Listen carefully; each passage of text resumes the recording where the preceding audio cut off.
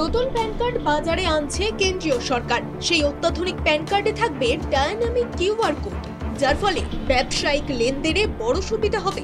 তারপরে সাধারণ মানুষের মধ্যে বিভ্রান্তি তৈরি হয়। প্রশ্ন উঠতে শুরু করে, সবাই কি নতুন প্যান কার্ডের জন্য আবেদন করতে হবে? পুরনো প্যান কার্ড কি তাহলে কাজ করবে না? এই অবস্থায় জনজীবনে বিভ্রান্তি তৈরি হয়। এই অবস্থায় কেন্দ্রীয় অর্থ মন্ত্রকের তরফে জানানো হয়েছে, পুরনো প্যান কার্ডেই কাজ চলবে, এতে কোনো সমস্যা হবে না। এই ঘোষণায় স্বস্তি মিলেছে সাধারণ মানুষের।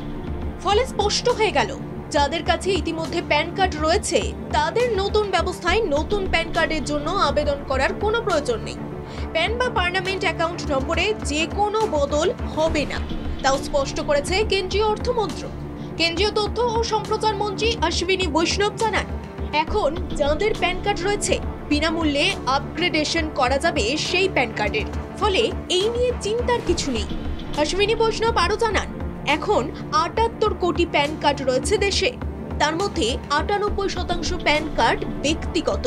এই সন্ধিক্ষণে কেন্দ্রের তরফে আরো জানানো হয়েছে, নাম, ঠিকানা, মোবাইল নম্বর বা ইমেল অ্যাড্রেস বদল হলে তা নতুন প্যান কার্ডে সংযোজিত করার জন্য আবেদন করা যেতে পারে। এই অবস্থায় আধুনিক প্যান কার্ড ব্যবস্থা বা প্যান ২.০ কার্যকর হওয়া পর্যন্ত সকলকে যে অপেক্ষা করতে হবে তাও এই তথ্যে স্পষ্ট।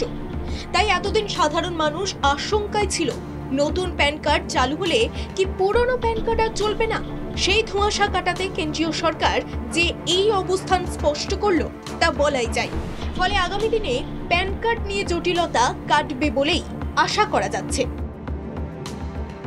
ব্যুরো রিপোর্ট, বাংলা জাগো।